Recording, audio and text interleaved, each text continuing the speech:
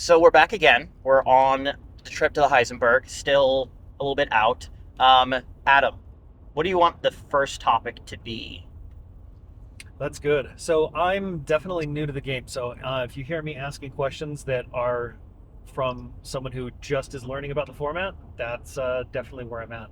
I think going from CDH to TDH, sitting down at that first tournament, that first big judges announcement, that first big everything, there's a lot of questions you have, and the only people you can talk to are your opponents. So I think one of the things I'd really like to talk about because it leveled up my game halfway through the first tournament I played in a couple of weeks ago was what should I be talking to my opponents about? Who should I be trusting? What information? Obviously, trust them as much as on card rulings, always ask a judge, but start talking to your opponents about the game and making your two allies and your one enemy as fast as possible. Change that up as fast as possible. How do you sit down, introduce yourself, and try to start that relationship with your three other players? So, how do you start the relationship with your other three opponents? Sure. Yep. And then what should you be talking to them about and what should you not be talking about? Yeah. I don't think politicking needs to start on turn two. It needs to start on turn zero, right? Interesting. Z, you have a take on that one? Completely agree. I mean, just sitting down and the first comments you make to the table when you're introducing yourself can make an impact on the trajectory of your game. I mean, if you're a nice, cordial person, you say, "Hey, my name's so and so. Nice to meet you. How you doing today? How your game's going?" Just checking in on people. They're going to be a little more generous with you throughout the game. Generally, when it comes time to either take your side or someone else's side on a decision, or feel like if they need to trust one person more than the other, those small things can have a big impact. Okay. So, definitely first impressions are really important. Telling everyone the very first second is, I'm going to beat you guys and there's nothing you can do about it. It's probably the best of ideas. So, what do you think should you say, and what information do you think you should withhold from your opponents, especially people coming into the format? Like, oh yeah, my deck has this win con. Like, is that really something that you think is advantageous or not? I think Brewer's Advantage can be a very real thing. But if people are asking you questions and they expect direct answers, I'd give them direct answers. I'd be forthcoming about my hand quality if it becomes a serious issue. And I wouldn't want to make other players in the pod feel like they can't trust me if the time comes and if I'm needed, to have a somewhat advantageous board state at some point in the game because they need me to stop someone else, right? Interesting. Um, I I think it's important to keep things within reach at some point. Something that the first time that I met Z was actually sitting down and playing, and he was playing Kinnan, I was playing Kinnan, and he started the conversation pretty early that his list was quite different, and he started pushing his advantage there. Do you want to talk about that a little bit about your list and like what you would say? Like, don't worry, it's not this; it's a little bit different, and I kind of put people I at don't ease. have ad nause. Yeah. I'm not running those cards. Like, then what are you running, man? What should Sure. I be afraid of? It's very similar to the Freedom Waffle no bad cards approach. Very very similar. I think it's about 11 cards different at this point. I tightened it up. It was more like 15, 16, but I tightened it up a little more coming into the event just because I wanted to be a little more confident in some of my picks. But it's really about cutting out a lot of the big bodies. Like I'm not on Nyx Blue Ancient anymore. Wow. Because for me, especially with the no bad cards approach, it didn't really feel super impactful. Huh? Um, and I'm not on the Wander and Archaic either. That is one that I am kind of interested in maybe trying out once more. But Nezahal is kind of as big as I want to go for something that lands and doesn't really just start winning the game, like a Hullbreaker or Tidespout. Um, and I think Nezahal is really interesting because Nezahal is one of those things you can push to board and you won't get just blown out of the water. And people will kind of work with you a little more as opposed to if you try to jam something like a Seedborn, which is a really, really aggressive amount of value to try to display. Um, but my approach with the list overall is trying to be just a little lighter on my feet, and not be so punished in the mulligans by the big bodies. Yeah. And I'm really aggressive on tutors, so I've got all the good green to board tutors.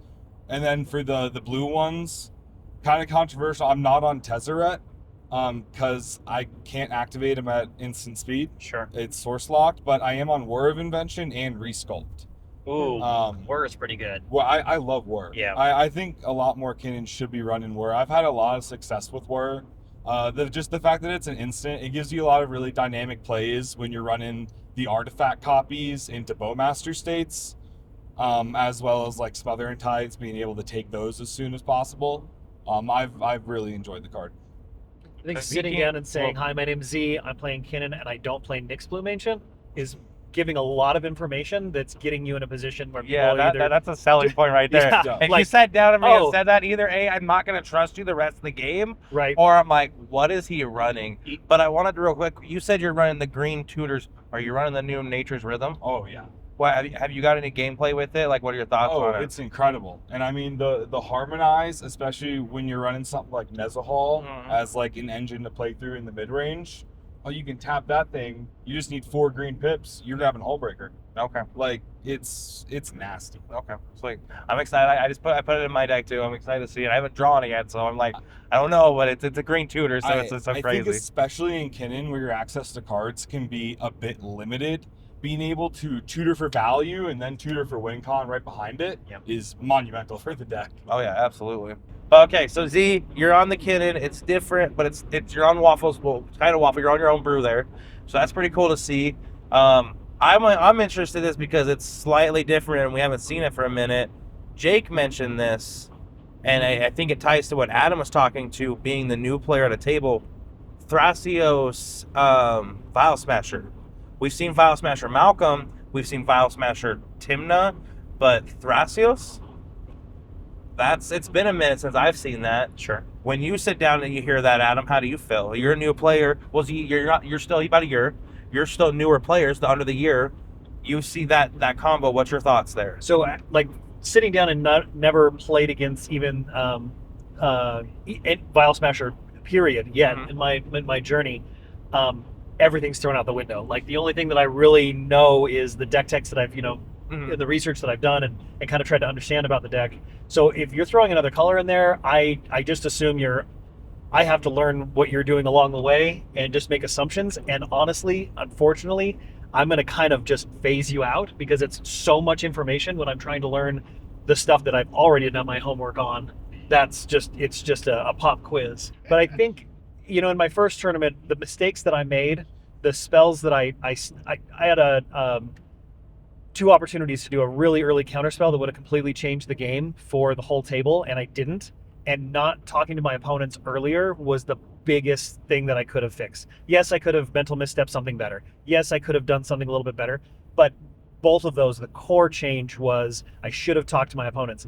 Hey, should I be hitting, the automaton, or should I be hitting, a mana vault or something else? So those are big things to talk about. And this, I think, is even more because sitting down and if somebody says I'm playing, a deck that I've never heard of, I have 2 people that are more than happy to tell me how he's going to win and how to beat him. It feels like, unless you've got some pretty salty, liars in the table, but that hasn't been in my experience yet. So speaking of salt there, as a newer player, have you felt pressure and kind of salt from like more veteran players? Thank goodness, no. It's been really welcoming. When it gets down to it and there's decisions to be made, I realize I don't have any helpers anymore. But just asking what cards do and what certain combo lines are, people have been pretty open to it. Thank goodness. So. Okay, nice. Gotcha. Jeff. Yes, sir. So I peg you as a very good politicker. I've never played against you, but just the short time that I've known you, which has been like an hour or two, right? Right. I would peg you as a good politicker. So I think these questions might fit best. And maybe I'm horrible. I don't know. Maybe you're the worst politicker ever. But when you sit down, what's your normal approach? And then what information do you normally share and what information do you normally not share? And that could be for newer players or just you specifically.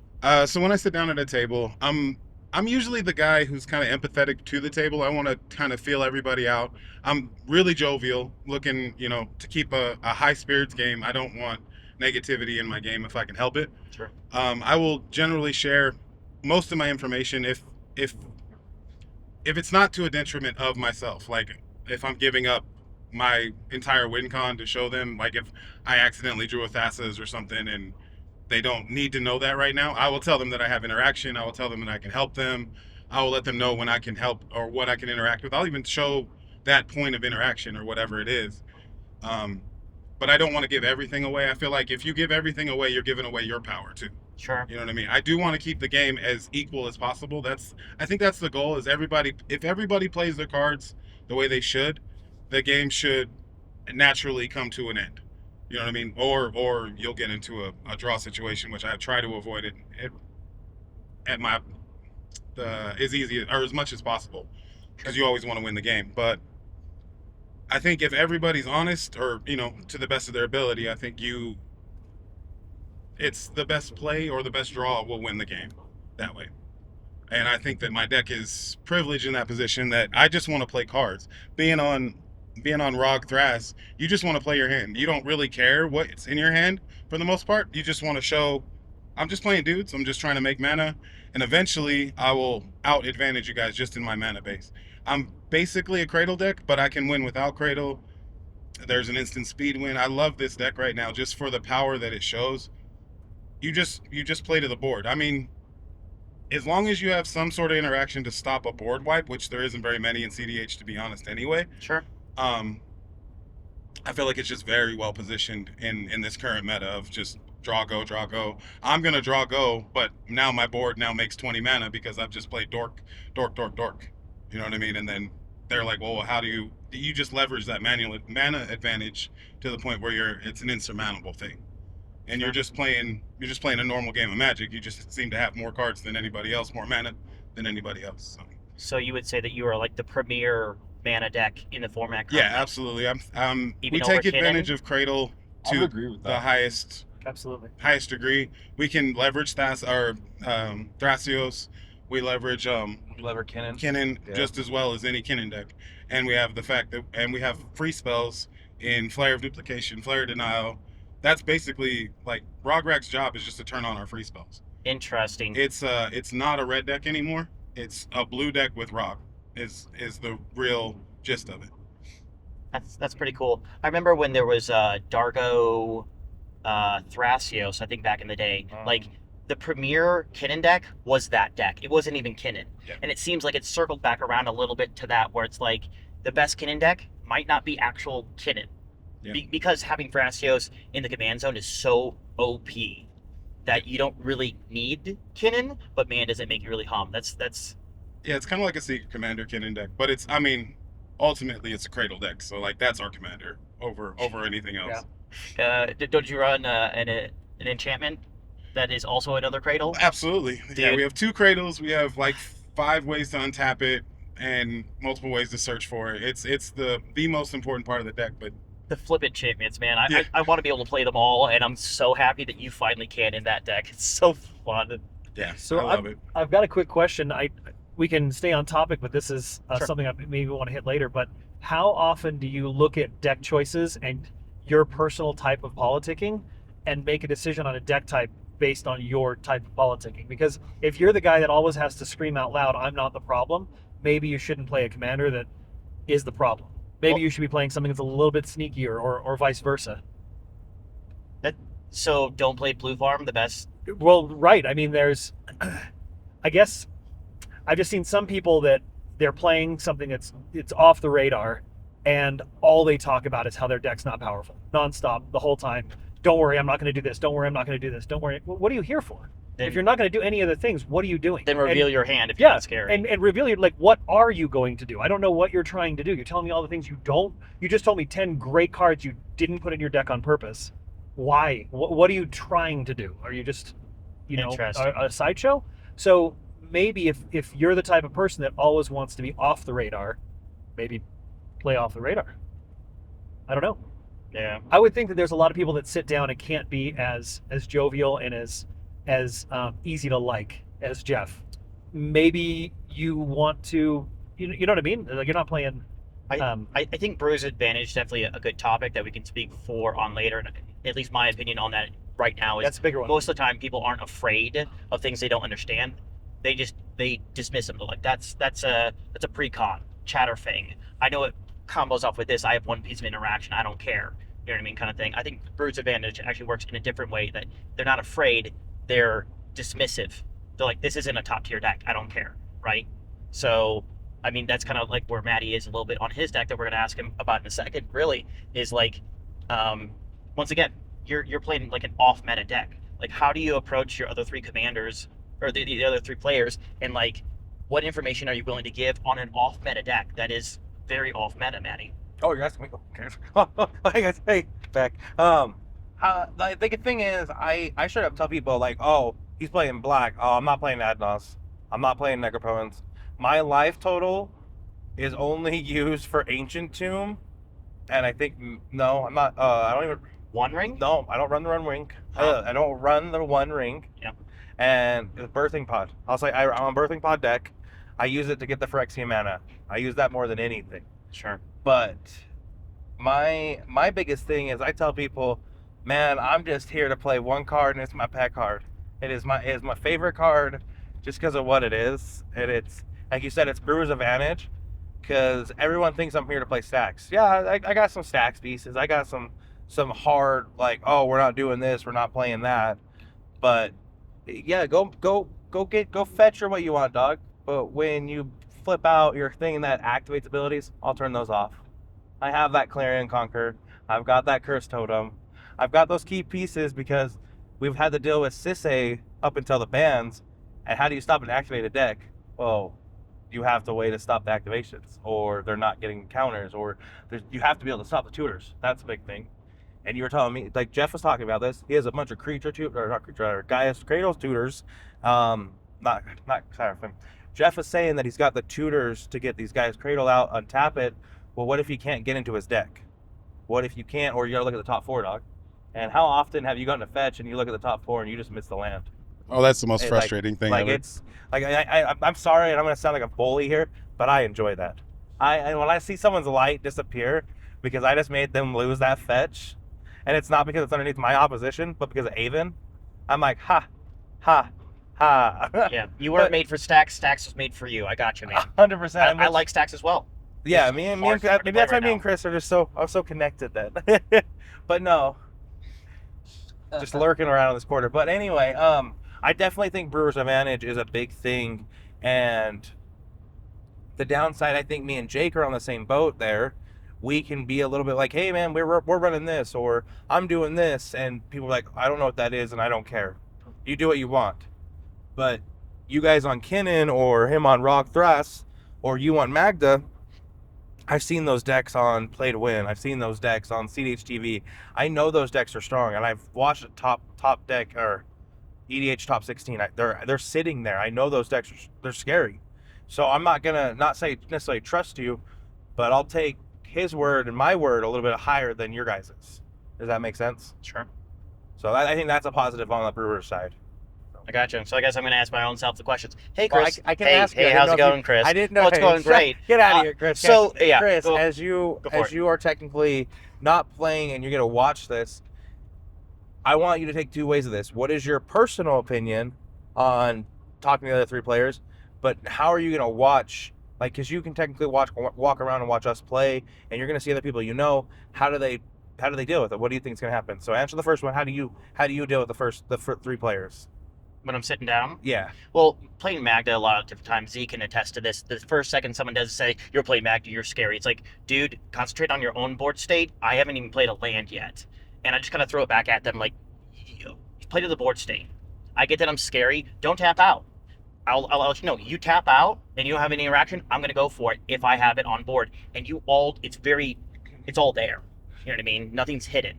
So, I always like, okay, do I have an artifact dork? You know what I mean? Kind of situation. Like, we haven't even played a land yet. So really, I definitely get a lot of animosity before we even get, oh, he picked his first 7 or whatever. Oh, I guess he's winning turn 3. It's like, I'm a turn 4 deck just like everyone else. You know, I'm just as scary as this person, and this person can Thassa's Demonic just as easily as I can go off. But at least you can kill my guy, and my commander's wired to win for the most part. So at least there's that. So that's normally how I approach it as best as possible. If you're playing like Blue Farm, you just expect everyone to target you, and you sleeve up the deck to do that. Kinnon's kind of the same way, and I try to like PR it as best as possible. And if I can play off curve, I normally will, because someone else is going to drop all their rocks turn 1, and turn 2 I'm just going to play a dork and say go. It's normally my most favorite line, and then from there just sit down into a tempo based deck.